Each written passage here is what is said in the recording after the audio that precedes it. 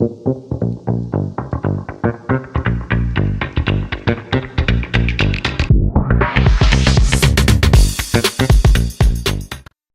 hola, bienvenidos a Backstage. En este episodio estamos muy contentos, tenemos una gran invitada.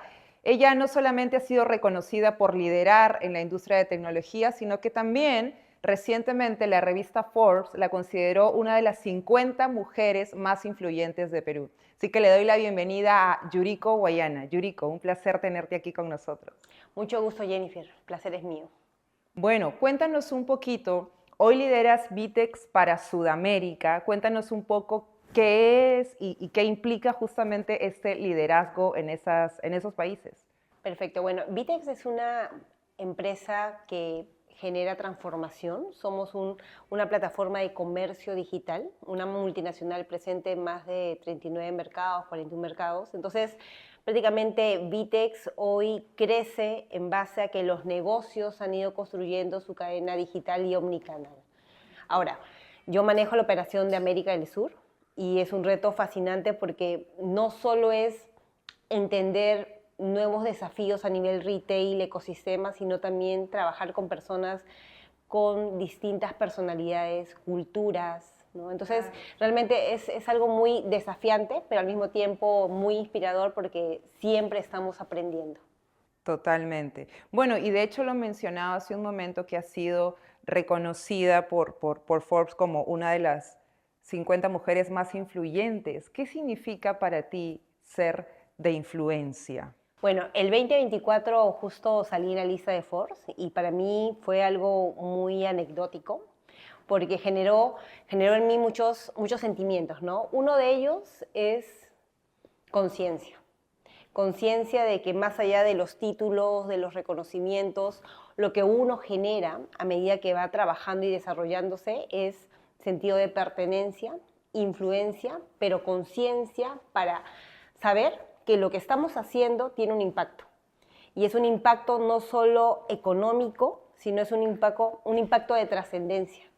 Porque estar en una lista, en cualquier lista, estar nominada o incluyendo estar en espacios de mayor visibilidad, lo que genera es que más mujeres sueñen y crean que pueden hacerlo, ¿no? Entonces, la nominación es un sentimiento de conciencia para entender que quienes estamos construyendo un ecosistema de crecimiento para más mujeres tenemos una gran mochila, que es dejar más sillas y más posiciones para que otras mujeres sepan que no solo es sueño y que es parte de la realidad del mundo, ¿no? O sea, más mujeres sentándose en posiciones de fuerza y de liderazgo. Totalmente de acuerdo. Creo que lo dijiste muy bien. O sea, es parte de concientizar y es una gran responsabilidad, ¿no? Ahora, y hablando justamente de una industria tan competitiva en la que estás, ¿qué barreras o qué desafíos has encontrado y qué estrategias has utilizado justamente para derribarlas o para superarlas?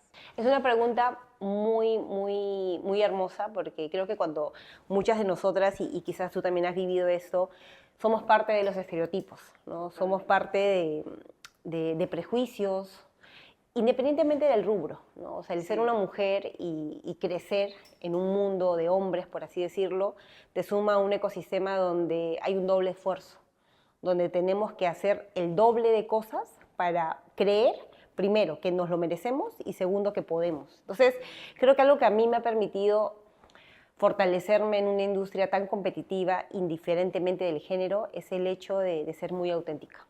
De hacer las cosas con pasión, pero sobre todo con autenticidad. No perder la forma en la cual yo comunico, yo soy y sobre todo cómo actúo. Tener esa congruencia. Porque a veces creemos que estar en posiciones de liderazgo te tienen que exigir ser otra persona o ponerte en un papel que no es el tuyo para mostrar autoridad, y la realidad es que no. O sea, lo que más valoran las personas, el equipo, el ecosistema, uno mismo, es la autenticidad. Y qué mejor que demostrarlo, ¿no? Entonces yo te diría que algo que a mí me funciona mucho es ser auténtica, con el equipo, con los clientes, con el ecosistema, con los aliados, con todos. No ver al otro con un objetivo numérico, sino ver al otro con un objetivo real, que es la conexión, conectar con esa autenticidad también del otro. Claro, y cómo puedes conectar con ellos y cómo ambos pueden aportarse valor, ¿no? Y digamos que ahora que mencionabas justamente eso de trabajar con equipos, imagino que más allá de las industrias, como decías, también hay un tema geográfico, porque obviamente al liderar países que imagino tienen idiosincrasias y culturas distintas, también debe ser un desafío. Cuéntanos un poquito acerca de eso, o sea, cómo lideras, los equipos que lideras en esos países, cuántos países y cómo también lo haces o lo gestionas. Perfecto. Bueno, a ver, Vitex para América del Sur manejamos 8 mercados, o sea, son todos los de Latinoamérica, a excepción de Brasil, Centroamérica y México, ¿no? Entonces, hablar con equipo de Argentina, de Uruguay, de equipo de Colombia, Ecuador, Chile, ¿no? Perú, que si bien es cierto es un mercado que conozco porque soy peruana, pero que tiene muchas connotaciones diferentes en temas de idiosincrasia, de cultura, de sentido de urgencia, de sentido de pertenencia. Entonces, para mí ha sido uno de los desafíos más duros el tener que entender que no tengo que entender, valga la redundancia, al otro, sino que tengo que aceptar al equipo, a las personas, su cultura, su forma de ser y sobre todo qué es lo que los motiva y qué es lo que ellos necesitan para seguir haciendo e inspirar, ¿no? Entonces, ha sido y es, porque sigo en esa lucha, o sea, cada vez que viajo, la semana pasada estuve en Chile y reencontrarme con el equipo y sobre todo con el ecosistema, con los líderes del retail, de negocios de consumo masivo, B2B, grocery, y entender cuáles son los miedos, cuáles son sus desafíos, al final conlleva en algo simple. Todo el mundo quiere crecer, todo el mundo quiere colaborar y todo el mundo quiere ser parte de, ¿no? Entonces te das cuenta de que si bien es cierto son muchas culturas, muchos desafíos, muchas idiosincrasias, son el mismo ser humano queriendo compartir y ser parte de un equipo.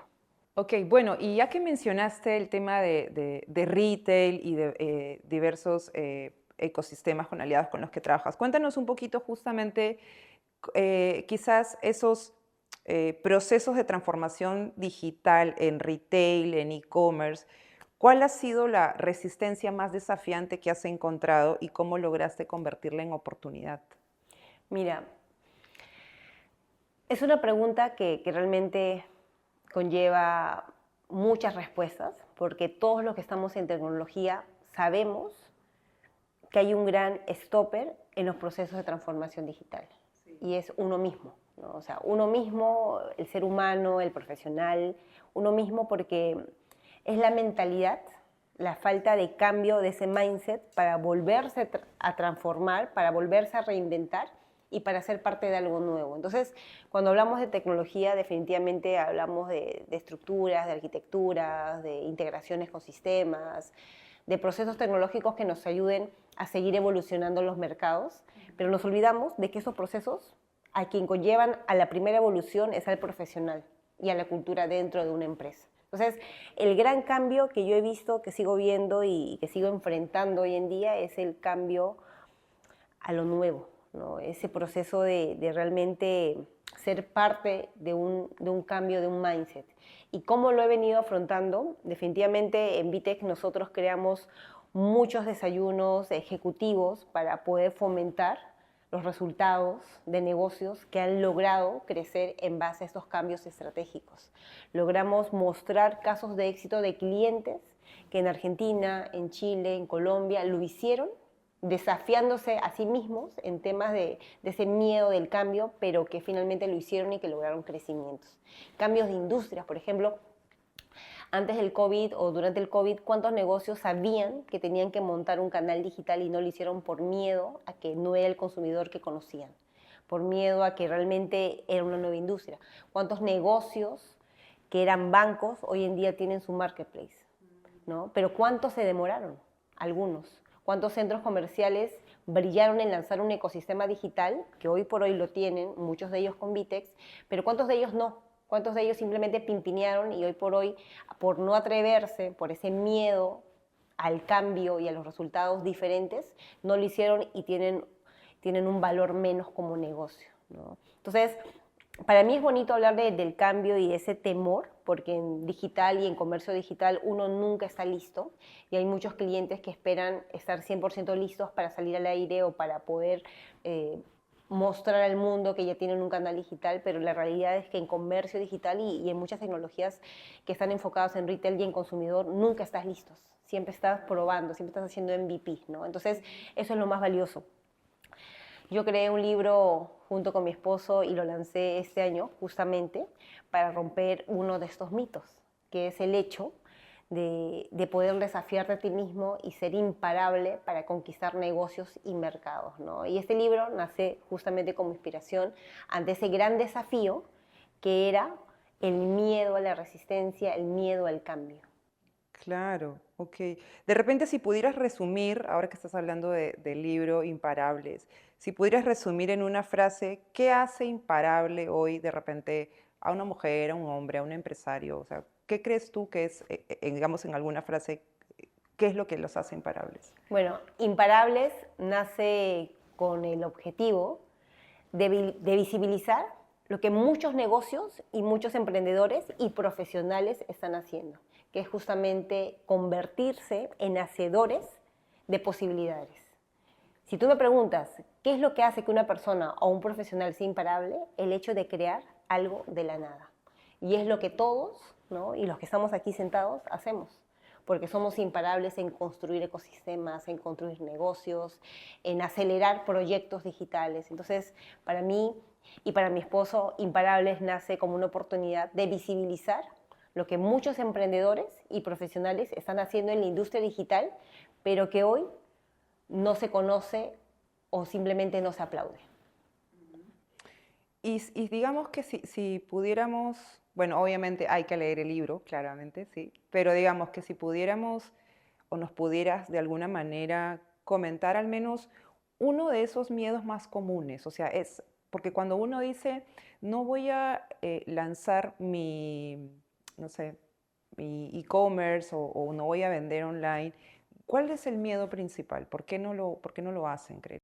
Por la crítica, ¿no? La crítica al que el consumidor, más allá de que te ponga una demanda en caso de que no satisfagas la necesidad, es el hecho de la crítica de las personas más cercanas, ¿no? Quizás la página no transmite lo que el negocio quiere ser, quizás la página no proyecta el catálogo de productos al 100% en temas de surtido, precio, promoción. Entonces, ese miedo a la crítica de lo que yo espero que sea mi negocio, pero lo que hoy por hoy tengo y no es lo que impide que muchos dueños de negocio, profesionales o simplemente líderes digitales no lo hagan, ¿no? El miedo a la crítica. Y creo que, o sea, no estamos ajenos todos los que estamos aquí, que definitivamente hay un miedo a ser criticados como profesionales o como negocios, pero es ese miedo el que al mismo tiempo nos gatilla a ser mejores. Claro, claro. Y tienes, porque también ahora me dio curiosidad también, y crees que también tiene que ver el hecho de la bancarización. A veces mucha gente, o sea, ya desde el punto de vista como usuario final, ¿no? Mucha gente a veces tiene miedo de repente de comprar a través de internet porque, o el uso de su tarjeta y todo eso. ¿También te has topado con ese tipo de situaciones donde más bien es el usuario final el stopper? No, ¿sabes? Yo creo que ese miedo desapareció gracias a las billeteras digitales. En Perú, Yape definitivamente es un monstruo, ¿no? Yape, Plini y todos estos activos digitales que hacen justamente la tarea de evangelizar la banca. En Colombia puede ser Unadi, entre otros, y creo que no. O sea, considero que el empresario en Perú se llenó de argumentos para no ofrecer catálogos, productos o servicios a diversas zonas del país con la excusa de no me van a comprar porque no son bancarizados. Pero cuando hoy hacemos un escrutinio de qué están comprando a nivel nacional, te vas a dar cuenta que en Arequipa, en Cusco, en Piura, ¿no? En diversas partes del Perú están comprando en aplicativos extranjeros como un Temu, como un Shein, como un AliExpress, Amazon, entre otros. ¿Y por qué no compran a negocios locales? Porque simplemente el negocio local cree que no le van a comprar o que el ticket promedio es muy bajo.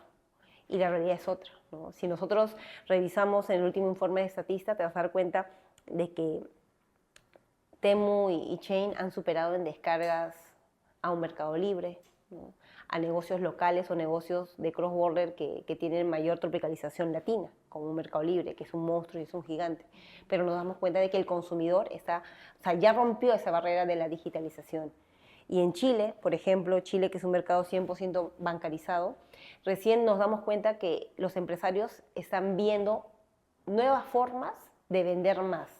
Ya estamos en Chile viendo algunos proyectos para que algunos bancos sean marketplace, para que algunos centros comerciales sean marketplace. Era el único país en la región que no tenía estos modelos de negocios, a diferencia de una Argentina, un Colombia, un Perú, ¿no? Entonces nos damos cuenta de que gracias a que más aplicativos internacionales de cross-border como un Temu, como un Shein, como un AliExpress están llegando a Latinoamérica, recién el empresario se da cuenta de que simplemente nunca dio más ofertas, ¿no? O sea, la demanda siempre existió, solo que había tanto miedo y tanta seguridad al mismo tiempo de que su modelo de negocio no caduque, que se limitaban a lo que ya conocían.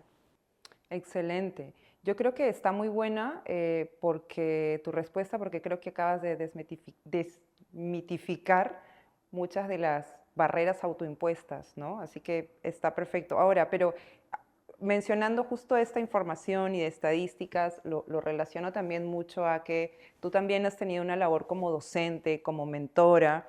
Entonces, como mentor y como docente, de esa experiencia, ¿qué consejo práctico das a startups o equipos, digamos, jóvenes que quieren escalar su negocio? Que sueñen, o sea, que no solo sueñen en grande, que lo hagan, ¿no? Porque a veces decimos, sí, que sueñen, que se atrevan, ¿no? Y yo creo que estamos en la etapa en la cual necesitamos hacer más. Hoy con la explosión de la IA, todos sabemos hacer la estrategia, todos sabemos implementar planes de transformación, inclusive muchos de nosotros podemos codificar gracias a la IA y a los códigos que te dan, pero muy pocos están haciendo. Entonces, si tú me dices, qué les recomiendo? ¿Qué les digo? Hagan. Simple. Planeen una semana de tácticas, acciones, ejecuten, ¿no? O sea, es algo que uno diría es lo usual, pero no. O sea, necesitamos volver a lo básico, a hacer cosas, a construir. Claro, que no se quede solo en la idea. Que no se quede en la idea o en la ejecución o en hacer algo para lograr financiamiento y se quedó ahí. No, no, hagamos que los negocios realmente cumplan un objetivo y satisfagan una necesidad puntual en el mercado, y para eso tenemos que hacer y tropicalizar. Totalmente de acuerdo. Bueno, y ahora de repente, si podemos pasarnos a un bloque un poco más personal, porque imagino que también hay gente, audiencia, que quiere conocer un poquito acerca de las decisiones que a veces uno toma, ¿no? Y obviamente detrás de cada trayectoria y de todo lo que has logrado, muchas veces hay renuncias, hay decisiones acertadas, decisiones no tan acertadas. ¿Puedes comentarnos alguna decisión personal que crees que cambió tu rumbo y cómo recomiendas justamente enfrentar ese manejo y toma de decisiones? Bueno, decisiones personales que estén cambiando mi rumbo, creo que las estoy tomando semana a semana. ¿Y por qué? Porque al manejar tantos mercados, definitivamente hay momentos en los cuales puedo estar y otros donde no estoy, ¿no? Entonces es importante el poder delegar, confiar en el equipo y entender también desde mi posición que no tengo que estar en todos los momentos, ni en todos los espacios, ni en todos los focos, por así decirlo, ¿no? Entonces esa renuncia al brillo es lo que a mí me permite abrazar lo que realmente me llena. Y lo que realmente me llena es mi familia, ¿no? Estar en mi casa haciendo lo más básico y lo más hermoso, que es compartir con mi esposo, con mi pequeña hija, ella tiene 3 años, con mis mascotas, ¿no? Ir a ver de vez en cuando a mi papá. Solo tengo a mi papá y a mi hermano. Mi mamá falleció ya hace 6 años y cuando ella fallece, que fue de un momento a otro, la vida para mí giró de forma muy diferente, porque cuando ella fallece, yo me la pasé todo el rato corriendo, haciendo, o sea, siempre estaba trepando logros, ¿no? Queriendo más. Cuando ella fallece de un momento a otro, me doy cuenta y genera en mí un sentido de conciencia de que lo más importante es la familia. Y ese sacudón me sirve en esta etapa de mi vida, en este momento en el cual tengo que decidir no estar en todos los focos diestrados y en todos los ecosistemas, sino priorizar en dónde sí, en dónde no, confiar en el equipo y sobre todo permitirme tener espacios en familia. Claro. Sí, no, es completamente de acuerdo porque además también parte de que un líder delegue es también hacer que el equipo brille, ¿no? O sea, que ellos también avancen y obviamente puedan crecer en lo que uno mismo le delega, ¿no? Ahora, imagino que también al momento de liderar debe, o sea, exige orden, exige procesos, ¿no? Tú justamente hablabas también de que transformación digital implica procesos, herramientas. De repente podrías comentarnos algunos de tus rutinas, métodos, algo, digamos, que concretas que tú utilizas para organizarte y para mantener foco justamente en eso esencial que mencionabas. Perfecto. Bueno, en temas de herramientas, creo que cada quien maneja diferentes herramientas ahora con IA que te permite automatizar las agendas, las reuniones, ¿no? O sea, creo que en eso abundan muchas plataformas que nos ayuden a ordenar nuestra vida. Pero algo que para mí es importante y que el equipo sabe, que yo necesito calendarizar cada espacio para yo poder programarme mentalmente a todos esos encuentros, no solo con información, sino también con, con energía, ¿no? Entonces, calendarizar todos mis momentos, tanto profesionales y personales. Pueden haber algunos que discutan sobre eso, pero yo tengo que calendarizar todo, ¿no? Justo había alguien en el equipo que está aquí con nosotros y que me había dicho que se iba a casar. Entonces yo le digo, por favor, ¿me puedes agendar? Entonces ella dijo, no, pero si es algo personal, ¿no? ¿Cómo le voy a agendar? ¿No? Entonces me había dicho la fecha y cuando yo veo mi calendario y armo mis reuniones y los viajes y todo eso y no veo o sea, yo me acordaba su, el día de su boda, ¿no? Pero no sabía si era en agosto o septiembre. Entonces yo digo, oye, ¿en qué mes será? Entonces ahí es donde yo vuelvo con el equipo y le digo, chicos, o sea, no es una exigencia, es una solicitud personal, porque realmente necesito ver visualmente todos los espacios en los cuales yo voy a confluir, tanto personal y profesionales, para yo poder mentalmente ordenarme y de alguna forma interiorizar cómo va a ser mi día, semana, mes, ¿no? Por ejemplo, yo ahorita ya sé que no voy a viajar hasta finales de octubre, ¿no? Y mentalmente eso a mí me brinda una tranquilidad porque en septiembre estoy 10 días ya fuera del país, ¿no? He estado en Chile y Argentina en menos de 2 semanas. Entonces, o sea, la calendarización, por más básico que suene, es algo que a mí me permite poder controlar mis estados de urgencia y también ver cómo yo puedo contribuir en esos espacios. Totalmente. Y digamos que ahora más bien si tuvieras que pensar en motivación o en estructurar un equipo, porque imagino que además en una industria tan competitiva, bueno, todas las industrias son demandantes en realidad, pero hay algunas que exigen un poquito más estar innovando constantemente. Entonces, ¿cómo tú haces para que el equipo se mantenga unido, enfocado, actualizado, inspirado, etcétera? Perfecto. O sea, justo hace poco tuvimos una dinámica con el equipo y hicimos un ejercicio muy importante que es entender los tipos de pensamientos que tienen algunas personas y profesionales, ¿no? O sea, entender que hay pensamientos críticos, pensamientos estratégicos, pensamientos innovadores. Y entender también en dónde está uno y qué necesita uno del equipo, de uno mismo, ¿no? Por ejemplo, pensamiento crítico, personas que están en ciertos roles y posiciones que pueden resolver algunas cosas, saben cómo hacerlo, pero se quedan en stand-by, se quedan en el análisis, ¿no? ¿Cuántos de nosotros hemos sido o somos así? ¿Cuántos nos quedamos en entender lo que sucede, no accionar, ¿no? Luego tienes el pensamiento innovador, no, pensamiento estratégico, que es un nivel más, donde sabes cómo resolver y resuelves, asumiendo cierta responsabilidad de lo que puede o no pasar si haces o no haces las cosas, ¿no? Pero haces que las cosas sucedan en base a lo que sabes que puede pasar, ¿no?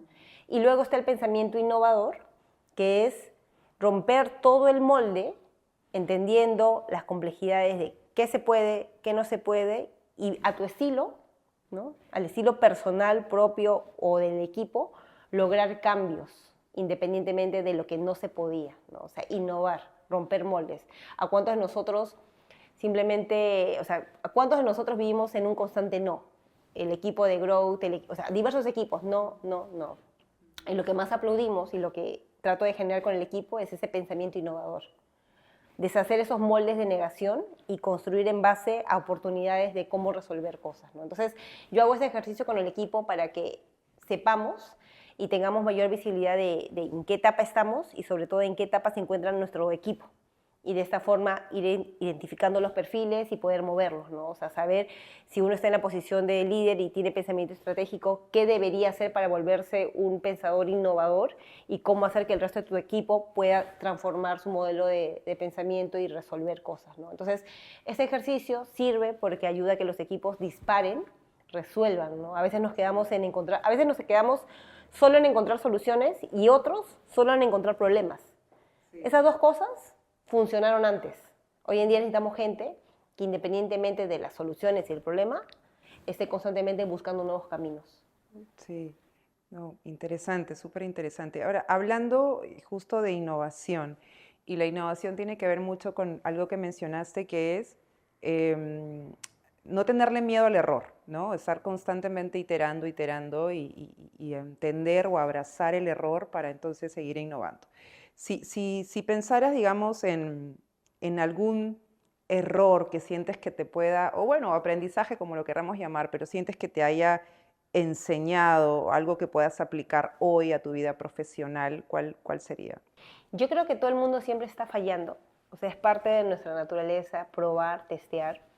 Pero o sea, parte del liderazgo también es entender en dónde te permite cerrar y dónde no. O sea, dónde es un negociable no puedo fallar y dónde sí puedes ir construyendo, ¿no? Yo creo que en la formación de equipo hay muchos errores, ¿no? Creo que constantemente estamos haciendo que las personas trabajen para nosotros sin entenderlas, sin interiorizarlas, sin conocerlas, sin saber la historia personal de cada uno, y yo creo que ese es un gran error, y en muchos casos ha sido mi error, ¿no? Como líder a veces lamentablemente no conozco la historia personal de todos, no sé qué los mueve, qué los apasiona, cómo debería yo de involucrarme para hacer que la dinámica funcione, porque cuando una persona profesional no crece contigo, el error no es solo de esta persona, sino es un error grupal del equipo y del líder por no haber conducido a un crecimiento, ¿no? Entonces, para mí, uno de los grandes errores que yo tengo es cuando veo que hay personas que no evolucionan conmigo o como el negocio quisiera. Porque siento que no es un error personal, sino es un error de nosotros como estructura, ¿no? Entonces, y eso es algo que al final, entre comillas, podemos permitirnos fallar, porque finalmente el resultado final del negocio es crecer, ¿no? Y uno ya estando en el camino y en el ejercicio tiene que mover las piezas del ajedrez para ganar, pero finalmente lo que conlleva mover esas piezas es lo doloroso, ¿no? Entonces creo que he cometido muchos errores y posiblemente, lamentablemente, los seguiré cometiendo porque cada persona es un mundo, es un desafío diferente. Sí, no, yo creo que el día que dejemos de cometer errores es que dejemos de intentar cosas nuevas, ¿no? Así que va a ser parte de... ahora quizás como para ir cerrando, si tuvieras que pensar, digamos, en hace 15 años atrás, ¿no? No sé, o quizás 20, no sé, pero tuvieras que pensar en esa Yuriko, ¿no? De ese momento, vamos a ponerle 15 años atrás, ¿qué consejo le darías? ¿Qué consejo? Bueno, yo he sido una persona, o sea, a veces quienes me han conocido de niña se sorprenden mucho en cómo he ido cambiando, porque yo era una persona con muchos miedos, ¿ya? O sea, yo era una niña con mucho miedo, con mucho miedo. ¿Por qué? Porque tenía una madre muy sobreprotectora, pero al mismo tiempo una madre que me desafiaba a romper cosas, a ser yo misma, ¿no? A transformarme. Entonces, si yo me tuviera que decir algo hace 15 años, simplemente me abrazaría, ¿no? Me abrazaría para que sepa esa Yuriko, o la Yuriko de hace 15 años, de que no está sola y nunca estuvo sola. Eso. Qué lindo, qué lindo. Bueno, y una última pregunta para quienes de repente nos escuchan, ya sea en marketing, tecnología, gestión empresarial, gestión de equipos, etcétera. ¿Qué consejos les darías quizás más a una generación que se está abriendo camino? justamente cómo hacer carrera, cómo abrirse camino, cómo generarse oportunidades en cualquier industria en la que estén. Dos cosas, autenticidad y sentido de pertenencia. O sea, yo creo que hoy en día estamos perdiendo esas ganas de querer ser parte de algo o de alguien, ¿no? O sea, entonces, esa falta de sentido de pertenencia hace que seamos como grillos saltando, ¿no? No funcionó, nos vamos. No me cayó bien o no me gustó, me voy, ¿no? O sea, estamos constantemente saltando y no nos permitimos ser parte de algo grande. Y lo otro es la autenticidad.